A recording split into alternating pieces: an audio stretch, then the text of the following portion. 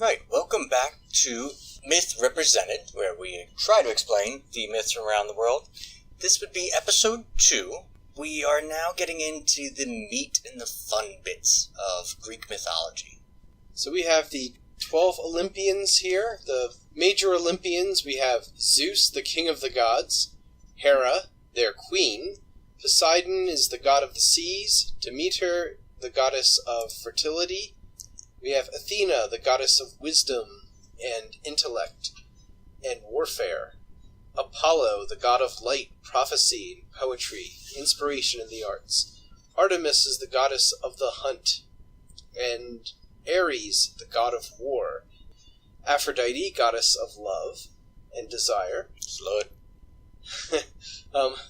Hephaestus, the blacksmith of the gods. Yes, the ugly one. Hermes, messenger of the gods. Hestia, goddess of the hearth, the homemaker, often not allowed to party with the others, very unfair. And Dionysus, who only parties. Woohoo, the drunk one! That's our roll call. We last left off. It took a while for these 12 Olympians to get where they are now. We've had battles with grandparents, parents, then ugly siblings, monsters. Every day was a new, just giant battle.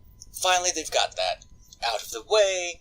They had some titans, nice titans, make humans. So now they're finally up in their home, sitting around, bored out of their mind. It's time to start screwing with these humans. Let's talk about Olympus a little. Again, something they'll constantly be coming back. It is their home base. It was both a real mountain, and Olympus was kind of picked that mountain. It was a good strategic location, guarded by, the actual place for the gods was guarded by the 3 seasons, spring, summer, and winter. The early Greeks recognized only 3. We'll mention later it's similar to the Celts who recognized 2. But again, this mountain was real. It was a good location for all the different regions, and a good kind of keeping enemies out. So that's where it was, okay, this is a good physical place. It would make sense. Our gods would be hanging out up there. They each had their own, it was kind of not just like a base, it was a little god town, where you had, every deity had their own little house, built by Hephaestus, crafty sumbitch. The meetings were basically in Zeus's crib. Of course, king of the gods, he had the probably larger, shinier, fancier, and that's where everybody, came over for their ambrosia and nectar parties, which we have done extensive research trying to find what exactly is this ambrosia and nectar that we will be seeing so much in these stories. This is the food and drink of the gods. A lot of things were described as ambrosial and ambrosia, though. Clothing of the gods, various other things, their armaments. So ambrosia may actually even be more an adjective, but it's definitely widely believed to be a food that confers longevity and immortality.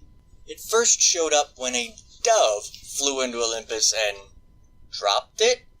Ambrosia might be dove poop. I'm thinking they just got shit on, and that was that. So we have, they're all up there hanging out, partying up at Zeus's places, getting fat on ambrosia, getting crunk off of nectar. Their clothing was made by Athena, because, how hard is it to make a toga? I even accomplished that once for a party. Now, here's the kicker. Well, it should be expected. No humans allowed.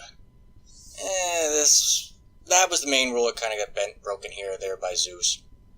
So, that's your setup. That's God Town, Greece. Everybody's got their little cribs. They all go meet in the big one. This is the home base where so many of these legends will be thought up. Just a lot of crazy shit goes up here. We mentioned it before. Desperate Housewives of Olympus. This is this epicenter of insane amounts of drama. Mostly by our friend Zeus. Now, we've talked about him thus far as setting things up. He would be the grandson of Uranus, the son of Kronos. new ruler of the universe. Now, we have a lot of, with the ancient myths, the gods were much more human-like, had more wants and desires of that of humans. Zeus's libido had no boundaries. That fact is where so many of our Greek legends stem from, sadly, is Zeus's junk, basically. He definitely thinks with his penis. And not just that he's very sexually active, he's kinky and weird. Just for a few examples, it was too boring to just go have sex with someone. No, he needed to kick it up a notch. How could we do this? Fuzzy handcuffs, maybe a riding crop. Nope, I'm gonna turn into weird shit. Like a swan, like a bull, even just a big old flame, a golden shower he once turned into to seduce one, even turning into Artemis. But the problem was, mortals supposedly could not look at his true form. Fine, but then make a form that is at least human, not become the god of bestiality and other weird, kinky sex shit. What's truly amazing is not that he turned into a swan to seduce somebody, but the fact that it worked. Well, yeah, okay, so the victims hey, we've got I'm not here to judge. Yeah. Now, with him, that's pretty much all he did. He was running around and banging things. One of the things was that with the actual Greek history, there were other little regions that had their local gods, and as trade started, more stories came into being. So what the Greeks did was they kind of assimilated some of these stories from other smaller tribes to other little cities, either by taking some of those attributes, okay, this god really fits this god, so now they're kind of one, or by fucking. It would just be, here's this new group of gods. Well, Zeus turned into this, banged this person, and that's where these came from. So Zeus's banging was even used as to retcon other characters, other gods in from other areas. Now, so far we've had all the leaders have not done so well. Uranus has nuts chopped off by his kid. Kronos was cut open by his kid and tossed aside. So Zeus, turns out he's not immune to this kids try to murder your face prophecy. But he is warned, and I believe it's by Prometheus or Prometheus' son that actually warns him of, hey, remember that whole thing of your, family curse of your children, murdering the shit out of you? He says that's going to happen to you. Well, Zeus gets this idea. He decides he's going to break this cycle, and it's through Athena. Meets this chick, bangs her, finds out she's pregnant. So, I believe, if I'm right, does he kill the mother, then take the womb, sew it to his thigh at some point? Yeah. And then one day up on Olympus decides, this is just a pain in the ass, I've got a splitting headache. Has one of the gods take an axe, chop his head open, and out pops Athena. And that's enough to break the curse. She's cool with this. All right, I just popped out of your head, but I'm not going to try and murder you. You didn't try to eat me. You didn't try to kill me, so fine. And she just kind of becomes one of the crew. But again, that breaks the cycle. So we no longer have Zeus is who we're stuck with for the remainder of this. Now, with Zeus being the king, you need a queen. And that would be Hera. Poor Hera. Let's put it this way. They met by Zeus turning into a cuckoo and winning her over that way. That should have been Hera's red flag right there. That the guy you're about to marry is a little kinky and probably has some weird sexual fantasies. If his idea of foreplay, just foreplay alone, was turning into a bird and nuzzling your boobs. But she thought, no, this'll be fine. Well, wrong. The fun part is, one of Hera's many attributes is being a god of punishing adulterers and rewarding chastity and devotion. Irony. Yeah. So, being married to who she is, not happening. Other fun facts about her, that the Milky Way, came out of her boobs. She was breastfeeding, I believe, Hercules, and she lactated it. She had a chariot driven by peacocks, and she was attended by Iris, goddess of the gays. Well, pretty goddess of rainbows and being fancy. I don't. But she... Now, yes, she didn't have the best marriage. Her husband was constantly... she would blink, and in that short time it took to close said eye and open it back up, Zeus had left, turned into some animal, banged some bitch, and now has another spawn. So she punishes him, right? Because he's an adulterer? Him? Punishes him? You could do that. That would, that makes sense. But no. She would punish either the children of Zeus, who were completely innocent, it wasn't their fault their dad was a man whore, or she would punish the lovers of Zeus. This woman's hobby was screwing with the people that Zeus banged, or the offspring thereof. Who weren't always willing participants in adultery. They were oftentimes unwitting, tricked, oftentimes. Yeah, Zeus was a little bestiality-y and a lot rapey. How was she to know that that swan was Zeus? Or that rain that poured down on her? Yeah. So Hera just was not real fair. You'll see it a lot with her whole beef against Hercules was that Zeus banged another woman, out popped Hercules. So, do I punish Zeus?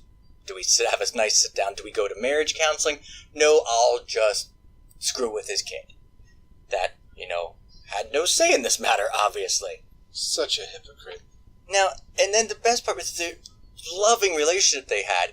If she ever did bring it up, he'd usually be kind of abusive towards her. At one point, I believe he even hung her from a tree, which then in turn would just piss her off more, and then she'd go and try and murder more of his lovers and more of his offspring. That was just that was their marriage. He goes back to reality show. Yeah, it really would have been quite entertaining. So that's the what should be your stability of Olympus, the king and queen. Well, they weren't without their marital problems. So, alright, we need to start debunking some more things here. Speaking of marital problems, someone who didn't have them was Hades. And one big thing that we want to debunk in this episode is Hades, often vilified, not a bad guy. What do we have on his list of alleged bad deeds? Not rape like everybody else. There's not that. Now, Persephone, there's a lot of talk of how he abducted her. And really, that's what it was said. It was stated that she was abducted. Everything else is relatively conjecture. But from his point of view, it really wasn't that... It wasn't a villainous act. Originally, everyone was arranging to have wives, to be married, and... was it... All of which were their sisters. Yeah, so they're basically hooking up with all their sisters. And who did Poseidon get? Poseidon originally wanted Hestia, but she goes, I'd rather stay a virgin forever. Kind of puts a clincher on the whole get married, start a family thing. So he's eventually like, I want Demeter. But she was pledged to Hades. So, bit of a problem there, but they're like, well, he gets kicked to the curb whenever there's any sort of problem going on. So, what was it then? Eventually, they figured on Persephone, who... Persephone was the already conceived daughter of Demeter. How did that come about? That was, sort of revenge? Yeah, that was just disturbing. Zeus just kind of... Alright, you can have Demeter, but I'm gonna knock her up first. And then you have to raise my kid. Gotcha. But being the nice guy he is, he said, well, actually, my illegitimate daughter will be going to you, Hades, as your bride. And Hades is like, cool, alright, we'll do this. And he's waiting patiently. She grows up to be an adolescent. No one says anything. Grows up to be a teenager. No one says anything. Nothing going on. Finally, she's a young woman. He's like, alright, she's a young woman. She's fully grown. She's like college age at this point. He's like, that's it. I'm getting hitched. He pulls up in his big, shiny chariot drawn by ghostly phantom horses. Is like, here to marry my niece. And Demeter's like, you're what? And Zeus is like, that's what I wanted to tell you. He's marrying your daughter. And she's not happy.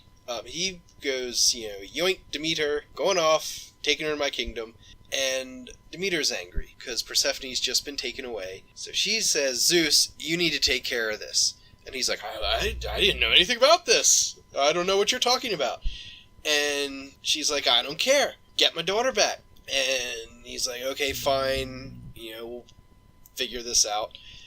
Meanwhile, Hades is actually wooing Persephone. At first, this place is really gloomy. It's not the sunny fields and gardens she's used to. But he's got a lot of jewels, and I'm kind of imagining in this description he's sort of one of those sophisticated goth guys.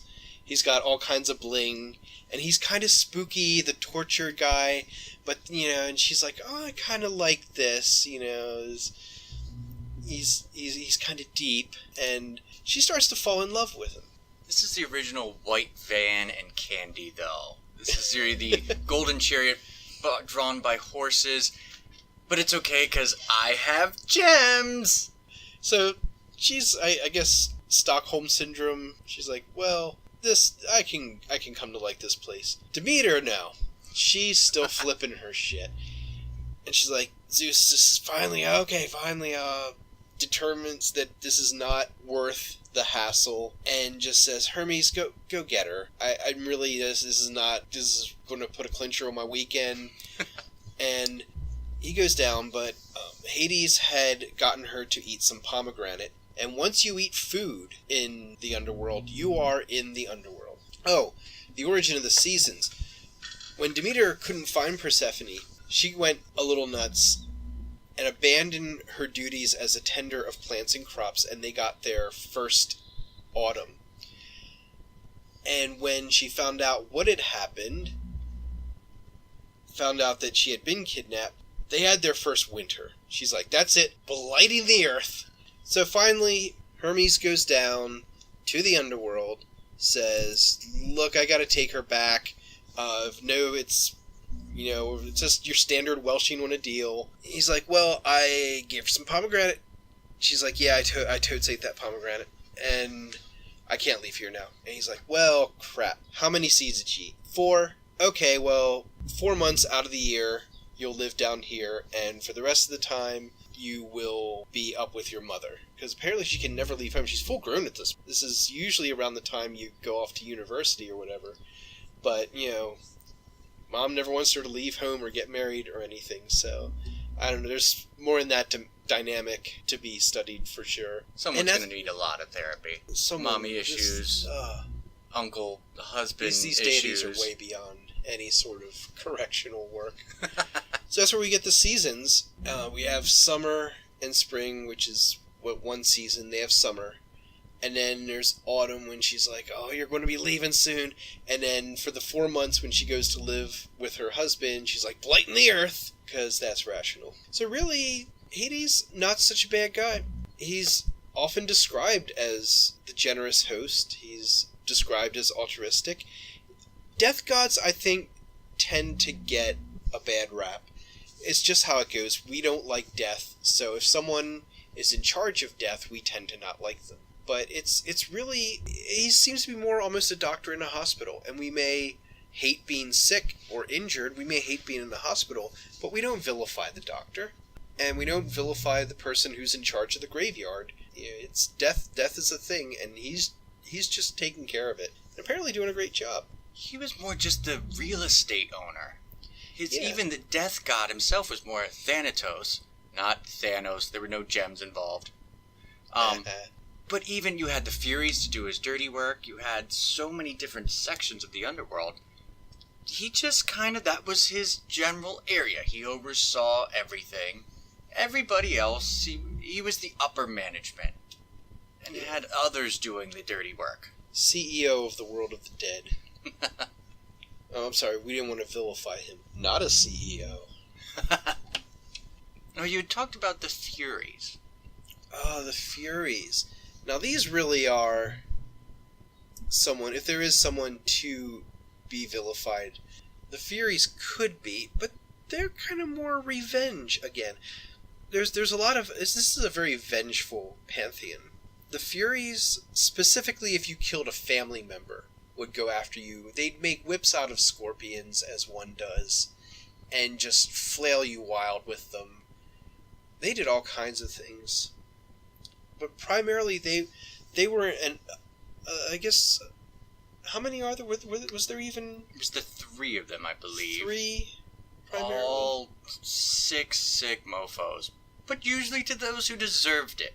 So the Furies, they are the vengeance goddesses. And they are the blind, bloodlusting vengeance goddesses.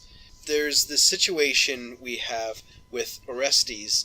His mother killed his father, so to avenge his father's blood, Apollo commands him to kill his mother. So he does it, kills his mom, avenges his father, and the Furies are like, oh, well, we're going to kill him. We're going to whip him with scorpions, we're going to flay him, burn him. They want his blood. That's how the Furies do. Yeah, and they don't listen to gods. Apollo's like, I told him to do it. And they're like, blood! So Apollo's like, hey, Orestes, go to Athens, go to Athena, she'll help you out. So he bolts to Athens. Athena says, we're going to set up a court and give you a trial and settle this once and for all. So this becomes this big courtroom drama now. The Furies come up to play the prosecution, and Apollo pops up to be the lawyer for the plaintiff. And this big trial pops up, and they're talking about, what about the honor that's due to the mother? Well, what about the honor that's due to the father? What about the respect that must be paid to ancient deities? And, oh, aren't you new deities just like this new generation that's just killing their mothers? And finally, they had a hung jury, and Athena was like, you know what, acquittal. This is, forget this whole vengeance thing. Let's break this blood for blood thing, except war's cool. That's for glory and honor and land and not vengeance.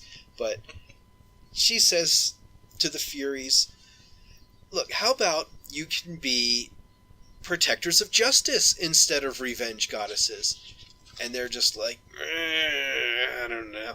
And she's like, well, the people of Athens will give you the honor due to deities, and I also happen to have the key to the storehouse where Zeus keeps his thunderbolts that he defeated the older gods. And they're like, oh, well, in that case, yes, take us to our new house where we will now be protectors of justice. We'll work for lightning bolt weaponry. So, threats and persuasion. So they're like the justice protectors now. It used to be vengeance now. But still, the Furies were seldom referred to by name. They were feared so much that they were often called the Gracious Ones, or, as any Sandman fan will tell you, the Kindly Ones. No one had the balls to call them scary bitches. Or to even mention their names. They're just, the nice ladies. Oh yeah, you have quite a list of crazy punishments. Let's get into this twisted Greek justice. Yeah, since we tend to go from Desperate Housewives to Olympus Law and Order, and these punishments aren't even Furies. The Furies were just awfully terrifying, but again, they were doing it for the right reasons. I mean, they weren't going after innocent people. Unlike the rest of the punishments, the Greek gods were very fond of their punishing the wrong people. We mentioned some of, Zeus cheating on Hera. What's Hera do? Go after Zeus? No, I'll punish the innocent instead. So here's just some of our fun punishments. One of them was Io. Again, she was a priestess of Hera. Zeus, if you're going to cheat on your wife, you probably shouldn't find, someone very close to your wife. Because, of course, he had an affair, and what do you know? Hera caught on to this. But now, Hera, at this point, has had a reputation of murder. So Zeus is like, crap, I am losing whores to have affairs with left and right. I should do something to hide this one. She's racking up a body count because punish her of infidelity. You think he would at least get something, not even a slap on the wrist. Nope. But, well, his punishment was to watch all the people die. But it didn't stop him. Yeah, he didn't really care. I mean, this time I'll give the guy credit, he tried. By turning her into a bull. Or a cow. Alright, great. Well, stand-up guy. Hera, she's pretty good. She realized, hey, I think that cow used to be one of my priestesses that my husband banged. So, she just sends, I believe she either sends or turns into a gadfly, and basically for the rest of eternity this cow is running for its life as this gadfly stings it in the ass. So, I mean, at least Hera didn't murder this one? She just tormented her for the rest of her life. Oh, one of the other fun ones, I believe it's Phineas. Some drama goes on. He chooses to lose his sight, which pisses off Helios. And Helios gets the harpies, these bird women things of awfulness. Not as awful as the Furies. And basically his punishment was that these harpies he had this big, lavish meal set out in front of him. Anything you could want. And every time you reached for it, a fucking harpy pecked you in the damn hand. He could pick up the food, he could get it right to his mouth, and the harpies would claw at his face, peck at his head, and he could never eat anything. I think it was, one of the Argonauts, the voyage of the Argos, someone came and eventually saved him. Now, the one, a kind of famous one, is Medusa. Everybody knows Medusa. Her, we were had some problems with, trying to figure out the original legend of that she was always a Gorgon, this monster. Then other stories of her actually being human. We weren't sure if it was one of those Greek retcons. The best I can figure is that there was 3 sisters, the Gorgons. One of which actually passed for a relatively attractive lady. And that was Medusa. She was praying to Athena one day, and Poseidon showed up. And one of the things was, you had to be a virgin for Athena. So, fine. She was having a good old time being a priestess of Athena. Great, no problem. Until Poseidon showed up one day and went, I'm going to rape you. Raped her, took off, peace out. Which, alright, she's no longer a virgin. So, Athena, instead of going, wow, you are completely innocent, you are a victim, we should get you help, maybe we should go punish that asshole Poseidon. No! She takes it out and punishes Medusa. Basically, it was her fault for being pretty. She had these long locks of hair. So Athena goes, your hair's now snakes. And, guys look at you, you look at them. Well, now every time you look at them, you're going to turn them to stone. And again, then these guys had nothing to do with it. They're just... No. So he goes like, hey, how you doing? Stone. So not only did they not punish Poseidon, the horrible raper, he punished her and then just punishes anyone that, unfortunately, she looked at. So, that was nice. Now, another story you've probably heard of, Arachne, where we get Arachnid from. You heard of her. This one, I've got to say, kind of had it coming. Arachne... Someone who deserved their wicked punishment? Yeah, this one is a little rare in Greek mythology. It doesn't happen often. She was boasting. She was a pompous bitch. To the point, yes, okay, great. You can weave. You're a great weaver. Maybe you're the best weaver of all humanity. But the moment you stand up and go, I can weave even better than the gods, right there and then you should know that this probably isn't gonna end well. So she says this, and Athena comes down and goes, oh really? Let's have a weave off. And, everybody gathered round, there was music going, it was weave pretty battle. Intense. Weave battle. So, basically, guess who lost? Arachne. Athena goes, ha, bitch, told you. And through some juice and some magic herbs, turned her into a spider. Again, there's more background with her just being a bitch. That's the ultimate mic drop. It's like, ha, beat you, and you're a bug now. And forever hated and on the bottom of bitches' boots. Now, this one is probably my favorite and most bizarre. Let's just skip ahead, and if anybody's a Sagittarius and ever wondered where centaurs came from, get ready for this one. Ixion. So, murdered his father-in-law, wanted to purify himself, and ended up talking to Zeus. this was one of those we said, nobody allowed, no humans allowed on Olympus. Zeus invited him up for dinner, all right? And, thought we'd talk about this. What did you do? You murdered someone, but you're repenting, you want to be purified. We'll talk. Now, you would think Ixion, the fact you just got counsel with King of the Gods. You're going to be on your best behavior, you're going to be focused, you're going to just listen to every word. Nope, stared at Hera's boobs the entire time. Like, Zeus is just kind of, eyes over here, Ixion, eyes over here, fine, whatever. So he just plays along.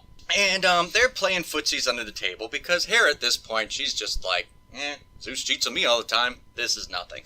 And what Zeus decided to do was go, you know what, spend the night. You had a lot to drink. You're full, you're tired, we don't want you to travel. Spend the night. Sets up a trap. Zeus gets him a bed, and here's where it gets weird. Makes a cloud in the form of Hera and gives it to this guy, Ixion, just to see what he'd do. Now, Ixion, again, you are trying to get purified. You're trying to get blessings of the gods here, and Zeus's wife shows up, and what do? He hits that. Now, he hits that cloud. Yeah. So he bangs a Hera-shaped cloud, which Zeus promptly figures out and goes, all right, you are definitely, if given the chance, would bang my wife. So I'm going to tie you to a flaming wheel, and off you go. Again, kind of deserved. If you get that chance. The image of this guy tied to a wheel on fire, just rolling down the mountain. Pretty much. Now, if I could choose how I was going to be executed. Here's the problem. That's where his punishment ends. He's tied to a flaming wheel. But it's what comes out of that. Now, what I thought was just a cloud shaped like Hera, turns out it's now pregnant. This dude knocked up a cloud, and it gave birth to Centaurus. Now, apparently, when a murderer who's given a second chance screws up and bangs a cloud the shape of Hera in Olympus, your child comes out as a hunchback. This guy makes Hephaestus look pretty. It was basically his son, Centaurus, was Quasimodo. So, Quasimodo goes on to live his life. I hope nobody told him who his father was. He was probably just better off not knowing. But he was... What a family tree. Yeah, so ugly. I mean, this guy must have made Quasimodo look good, because Quasimodo, he got somebody? I think in the original story it was not that happy. No. He got a piece of cloth sewn to his body and dead. Well, this guy banged horses. Oh. He was so hideous, all he could get were horses. So, when life gives you lemons. Yeah, bang a horse.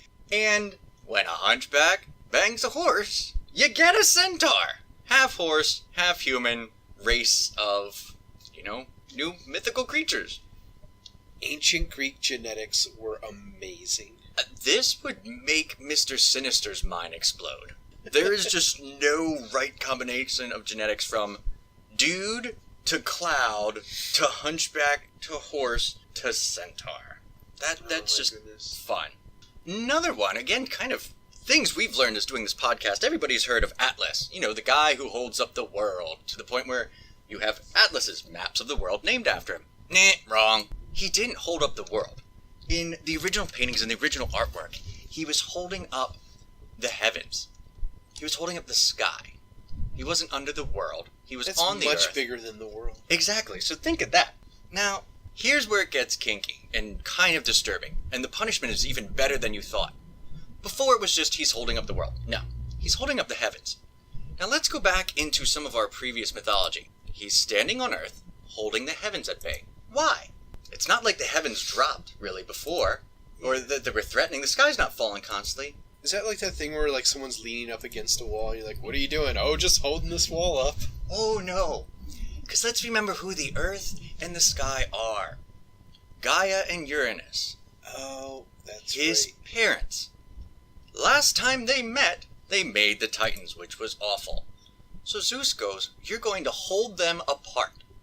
Which, also, these were his parents. Basically, Zeus, this was one of my favorite punishments from Zeus. Because, again, Atlas did deserve it. Atlas's eternal punishment was holding his mom and dad away from one another so they could not bang. They were trying, Considering how feisting, things they're went reaching. the last time, a noble cause. Yeah, but that is just a horrible punishment. Watching his parents desperately trying to go at it, and he has to hold them off. Oh, dear Lord. Yeah, that's one of my favorites. And we've got just some of the other fun ones. I believe it was Lamia. Well, again, Zeus bangs some chick, and Hera goes, I turn people into a cow, I just kill people. Maybe I should stop the killing. I should stop. And everybody, that's not a bad idea. I know what I'll do instead. I'll turn her into a baby-eating monster. Basically turn her into the snake demon that feeds off of babies. And some of the myths, the poor bitch ate her own children. Because fuck her and fuck babies. Yep. So that was fun. And again, we have not only is she punishing the one he had an affair with, but she ate her babies, which were innocent, had nothing to do with this, and all the other just random babies that Lamia later decided to devour. Again, that kind of all Hera's fault. Terrible things that these deities unleash. And you always have the infamous, we know him as Hercules, but that's Roman, Heracles in Greek. This is the one everybody knows. He, again, Zeus, goes down, bangs a mortal, and Hera Hercules was at least half demigod. He was demigod, half god. So she couldn't just directly either turn him into a monster or just outright murder him, but she just tortured him, tormented him for most of his life, to the point where he eventually had a family. His wife Megara, 3 sons, and I believe 2 other kids he had, I don't know, babysitting at the time or kids of a friend. She just decided one day she made him have this enraged bloodlust, murdering his wife, his own kids, and his friends' kids. Right back to the let's not just punish the person I don't like, we'll punish everybody around them. So this was even worse because it left him alive. And at this point, he's done a lot of good deeds. Whatever. He's just murdered his wife, his entire family, and everything he holds dear. So that's when you hear of the 12 labors of Hercules. When he decided that, wow, this was horrible. Even though it wasn't his fault. He didn't just decide to do this on his own. But he still felt the need to, repent for this. So, how do we do it? We get put to work. We go looking for random jobs. So, he meets up with the king Eurystheus for about 12 years. I don't know, I guess it took him a year to each one.